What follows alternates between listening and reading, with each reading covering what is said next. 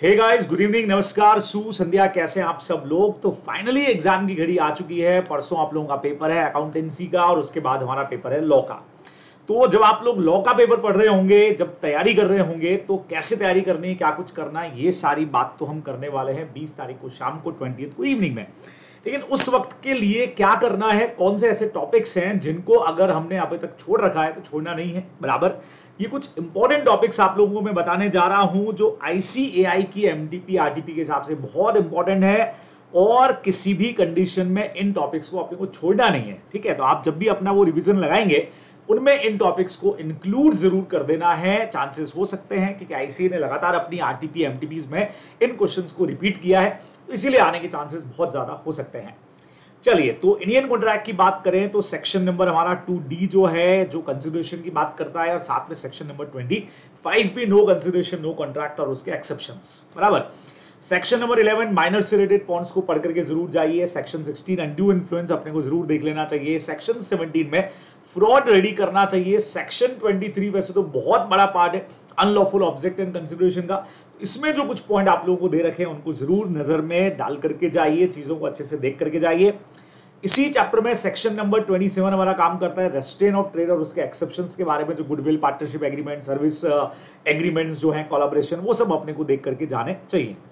Then section 37 काफी बढ़िया point में से है, और 39 और 40 भी सारे परफॉर्मेंस रिलेटेड पॉइंट हैं, जहां obligation of parties to contract का है। 39 रिफ्यूजल बाय वन पार्टी वाला हमारा एक पोर्शन दे रखा है, बढ़िया पॉइंट है। और कॉन्ट्रैक्ट परफॉर्म कौन करेगा, बाय द प्रोमिसर हिमसेल्फ, और कौन कौन कर सकता है वो सब, खास करके पर्सनल नेचर के कॉन्ट्रैक्ट्स हो तो सेक्शन 40 यहाँ पे काम करता है। अब 42 44 में ज्वाइंट प्रोमिसर्स के पॉइंट पढ़ करके जाने ही चाहिए, मतलब इनको स्किप नहीं करना है। अब 62 से 63 के अंदर साथ में 67 भी कई बार लग जाता है, जहां पे हम डिस्चार्ज बाय म्यूचुअल कंसेंट, जहां नोवेशन, ऑल्ट्रेशन, रेसेशन की बात करते हैं बाय म्यूचुअल कंसेंट, वो पॉइंट जरूर पढ़ करके जाइए। क्वासी कॉन्ट्रैक्ट के अंदर मीनिंग और एसेंशियल का पॉइंट जरूर देखिएगा, स्टडी मैट में भी आपको एसेंशियल्स मिल जाएंगी।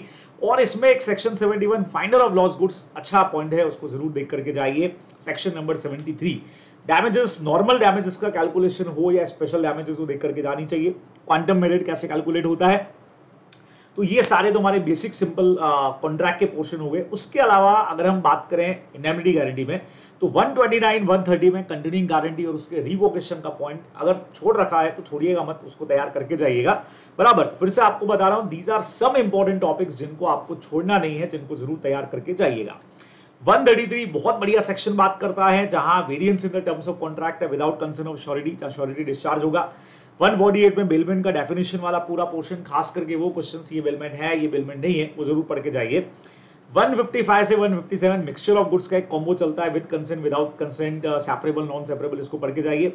178 ए में है वॉइडेबल कॉन्ट्रैक्ट, अगर है कॉन्ट्रैक्ट कैंसिल नहीं और आपने प्लेज कर दिया तो वैलिड होगा नहीं होगा, उससे रिलेटेड हमारा पॉइंट है। 180 में अगेन बेलमेंट के अंदर अगर रॉन्ग डोर है, गुड्स को नुकसान पहुंचा देते हैं या राइट्स इंपेयर कर देते हैं, तो बेलर बेली के क्या राइट्स रहेंगे थर्ड पार्टी के अगेंस्ट में, उसके पॉइंट्स हैं। नाउ 189 में एजेंसी इन इमरजेंसी में क्या एजेंट के पावर बढ़ जाते हैं, क्या रहते हैं, वो सब जरूर देखिए। 191 में सब एजेंट है। एजेंसी कवर्ड विद इंटरेस्ट 202 का बढ़िया एक पॉइंट है, अदर देन रेम्यूनरेशन, उसका क्या इंटरेस्ट है रेटेड, उसका रिवोकेशन भी बराबर। और 24 में 215 मतलब 24वें नंबर पे 215 216 हमारा एक सेक्शन और बहुत जबरदस्त है, जहां हम प्रिंसिपल के राइट्स पढ़ते हैं एजेंट के अगेंस्ट में, अगर उसने without disclosure of the fact या अपने नाम से कोई प्रॉफिट अर्न किया है, ओन अकाउंट में डील किया है, तो दोनों ही सेक्शन बहुत बढ़िया है। तो ये इंडियन कॉन्ट्रैक्ट एक्ट में आप लोगों ने वैसे पूरी तैयारी कर ली है, पूरा कोर्स अपना कंप्लीट कर लिया होगा। जब आप 20 तारीख को अकाउंट्स के पेपर के बाद अपना रिवीजन स्टार्ट करेंगे तो याद रखिएगा कि उनमें इन चीजों को हमने जरूर इंक्लूड कर लिया हो, और अगर नहीं किया है तो एक बार इन पे तैयारी जो है वो कर करके जाइएगा। चलिए, शोगा की बात करें तो 7 और 8 स्टार्टिंग के अंदर ही जो पैरिशिंग हमारा गुड्स है वो बढ़िया पॉइंट है, बिफोर आफ्टर वाला, उसको जरूर देखिए। 9 10 पे क्वेश्चन काफी आ रहे हैं। प्राइस असर्टेनमेंट का पॉइंट है, प्राइस पहले से डिसाइडेड नहीं था तो भी रीजनेबल प्राइस देना पड़ेगा, उससे रिलेटेड हमारा पॉइंट है। 17 इंप्लाइड कंडीशन में सेल बाय सैंपल देख के जाना चाहिए। 23 सेल ऑफ अनअसर्टेन गुड्स और एप्रोप्रिएशन कैसे होता है वो जरूर देख करके जाइए, गुड्स सेंड ऑन अप्रूवल हमेशा से बढ़िया पॉइंट में माना जाता है। 44 में है अगर liability of buyer for negligence, इसमें और रिस्क फॉलोज ओनरशिप में कई बार कंफ्यूजन होता है बराबर, तो ये सेक्शन 44 वाला जरूर अच्छे से पढ़ करके जाइएगा, बढ़िया पॉइंट है। सेक्शन 47 राइट ऑफ लियन है। 50 में स्टॉपेज इन ट्रांजिट है। 55 में प्राइस के लिए जो सूट फाइल होता है कि अगर सेलर केस करेगा तो बट ऑब्वियस प्राइस के लिए करेगा, उससे रिलेटेड पॉइंट है। और 64 में हमारे ऑक्शन सेल के 6 रूल्स आपको देके रखे हैं, उनको देख करके जाना चाहिए। चलिए सोगा की बात होगी। नाउ फटाफट से पार्टनरशिप एक्ट पर आते हैं बच्चे लोगों। सेक्शन 4 डेफिनेशन लेके जाओ, क्योंकि कई सारे क्वेश्चंस यहाँ पे बन जाते हैं जहां आपसे पूछ लेते हैं बताओ यहाँ पार्टनरशिप है या नहीं है। उसके लिए अपने को डेफिनेशन वाला जो पोर्शन है वो पता होना चाहिए, एग्रीमेंट, शेयरिंग, प्रॉफिट, वो सारा। Mutual rights and liability section 13 बहुत बड़ा है। इसमें इंडेमनिटी वाला एक पॉइंट है कि पार्टनर को इंडेमनीफाई करेगी फर्म अगर पार्टनर ने कुछ भी एक्सपेंड कर दिया है, तो वो चीज जरूर पढ़ के जाइए। पर्सनल प्रॉफिट अगर पार्टनर अर्न करता है तो क्या करना है, सेक्शन 16 में है, 18 में है। पार्टनर फर्म के एजेंट की तरह से काम करता है बराबर। 21 के अंदर पार्टनर्स के राइट भी इमरजेंसी के केस में बढ़ जाएंगे, वो वाला जरूर देखना चाहिए। 27 में liability of firm bye miss application अगर किसी पार्टनर ने कर दिया तो क्या रिस्पॉन्सिबिलिटी बनेगी बाकी पार्टनर्स की फर्म की, वो है। 29 हमेशा से इंपॉर्टेंट रहा है, ट्रांसफरी के राइट्स क्या हैं, अगर किसी ने शेयर ट्रांसफर कर दिया है तो फर्म में इंटरफेयर नहीं करेगा, वो वाला जो अपना पॉइंट था। 34 में इंसॉल्वेंसी के क्या इफेक्ट्स होंगे वो जरूर बताइए। 36 37 में आउटगोइंग पार्टनर के राइट्स क्या दे रखे हैं वो जरूर देख करके जाइए। 38 बहुत बार क्वेश्चन जो है जो आप बोर्ड में देख रहे हैं इनको ज्यादा इंपॉर्टेंट बताया गया है। कंटिन्यूइंग गारंटी अगर दे रखी है और फर्म में कॉन्स्टिट्यूशन में कोई भी चेंज होता है तो फ्यूचर के रिवोक हो जाएगी, वो पॉइंट आपको 38 में देख करके जाना चाहिए, रिवोकेशन वाला। 44 डिसोल्यूशन बाय द कोर्ट कैसे हो सकता है उसके पॉइंट्स दे रखे हैं, उनको देख करके जाइए। और आफ्टर डिसोल्यूशन भी कुछ काम बाकी रहते हैं पार्टनर्स के, उनमें उनका क्या रेस्पॉन्सिबिलिटी लायबिलिटी बनेगा वो सेक्शन 45 में अपने को करना चाहिए एकदम धड़ाधड़ फटाफट।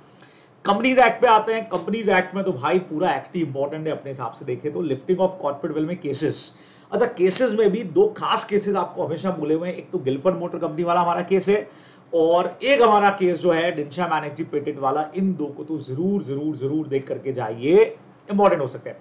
टाइप्स ऑफ कंपनीज तो भाई भरा पड़ा है, टाइप्स ऑफ कंपनीज में बहुत ज्यादा क्वेश्चंस बनते हैं, खास करके प्राइवेट कंपनी पे क्वेश्चन बन गया, होल्डिंग कंपनी सब्सिडरी कंपनी पे क्वेश्चन बन सकता है, गवर्नमेंट कंपनी पे क्वेश्चन बन सकता है। इन दिनों में चांसेस है स्मॉल कंपनी पे भी कोई क्वेश्चन बन जाए, जो लिमिट्स दे रखी है स्मॉल कंपनी की उस पर कोई बढ़िया सा क्वेश्चन जो है वो फॉर्म हो सकता है, तो वो भी आप लोग जरूर देख करके जाइए स्मॉल कंपनी के क्वेश्चंस के अंदर, ठीक है। उसके अलावा इन दिनों में अनलिस्टेड अनलिमिटेड कंपनीज पर भी एक आध क्वेश्चन देखने को मिला था, तो वो भी आपको देख करके जाना चाहिए। अल्ट्रा वायरस अपने आप में इंपॉर्टेंट है, मीनिंग केस रेफरेंस वगैरह सारा कुछ देखा जा सकता है। इंडोर मैनेजमेंट और उसके एक्सेप्शंस देखने ही है। एलएलपी की बात करें बच्चे लोगों तो सेक्शन नंबर 5 पार्टनर, अच्छा कंपनी में आपको लगेगा सर आपने सारा कुछ लिख दिया है, तो है भाई इंपॉर्टेंट है, चीजें बहुत अच्छी हैं, केसेस बहुत बढ़िया है, तो इनको जरूर पढ़ करके जाइए। सेक्शन 8 कंपनी भाई वो अपना रह गया, तो टाइप्स ऑफ कंपनी इसलिए मैंने कहा लगभग लगभग सारे इंपॉर्टेंट है। चैप्टर 3 थोड़ा सा मान लीजिए कम हम पढ़ के भी जाएंगे तो भी चलेगा। चैप्टर 3 अपने नोट्स के हिसाब से बात करूं तो इनकॉर्पोरेशन का जो प्रोसेस है, नॉर्मली भी स्टडी मैट के अंदर इनकॉर्पोरेशन प्रोसेस थोड़ा सा इजी वे में पढ़ा जा सकता है, लेकिन ये टॉपिक्स पढ़ के जरूर अपने को जाने चाहिए। आप कहेंगे सर लगभग पूरा कंपनी से आपने तो लिख दिया है, तो हाँ भाई इंपॉर्टेंट है, टाइप्स ऑफ कंपनी में कहीं पर भी क्वेश्चन बन सकता है। ज्यादा चांसेस हालांकि होल्डिंग सब्सिडरी कंपनी के बन सकते हैं, गवर्नमेंट कंपनी का कोई पोर्शन, स्मॉल कंपनी मैंने लिखी दी है, वापस से बता रहा हूं। सेक्शन 8 कंपनी हमारा कोई पोर्शन बन सकता है, अच्छा पॉइंट है। ओपीसी के चांसेस भी हो सकते हैं, मींस टाइप ऑफ कंपनीज में ऐसा बहुत कम है जो छूटे, सब चीजें बढ़िया है, इंपॉर्टेंट है, तो पढ़ करके जाइए। नाउ लिमिटेड लायबिलिटी पार्टनरशिप के अंदर सेक्शन 5 पार्टनर का डेफिनेशन है, सेक्शन 14 रजिस्ट्रेशन का जो पॉइंट है वो देखना चाहिए। डिफरेंसेस के पॉइंट कई बार आ जाते हैं, एलएलपी एलएलसी छोटा सा, तो ये 4-5 पेज का हमारा एक्ट बच गया है। और एलएलपी इन हाइब्रिड फॉर्म वाला जो अपना कंसेप्ट है ना, जिसमें पूछ सकते हैं आपसे भी एलएलपी की क्वालिटीज बताओ, जहां ये पार्टनरशिप से कुछ क्वालिटी लेकर के आया है, सेम कंपनी से भी लिमिटेड लायबिलिटी लेकर के आया है, वो एक पोर्शन अपने को पढ़ करके जाना चाहिए। चलिए जी, नेगोशिएबल इंस्ट्रूमेंट एक्ट हमारा नया एक्ट इंक्लूड हुआ है सी इंटरमीडिएट से, तो सबसे पहला तो इनलैंड और फॉरेन बिल का जो छोटा सा बढ़िया कंसेप्ट है वो पढ़ करके जाइए। सेक्शन 13 में डायरेक्ट डेफिनेशंस दे रखी है आपको एनआईए की। नेगोशिएबल इंस्ट्रूमेंट क्या है भाई, promissory note, cheque and bills of exchange और उसके जो एसेंशियल्स हैं। इनकम्प्लीट इंस्ट्रूमेंट जहां होल्डर इन ड्यू कोर्स का पावर भी आप लोग देख लेते हो। उसके अलावा 46 में डिलीवरी नेगोशिएशन, खास करके जहां आपका बिल ऑर्डर बिल है तो उसको नेगोशिएट करने में, या बेयरर भी है तो डिलीवरी बहुत इंपॉर्टेंट रहेगा, वो नहीं होगी तो वैलिड नहीं होने वाला। उसमें लीगल हेयर वाला भी हमारा एक पॉइंट है, उसको देख के जाइए। 64 डायरेक्ट पॉइंट है, पेमेंट के लिए प्रेजेंटमेंट कैसे करना है।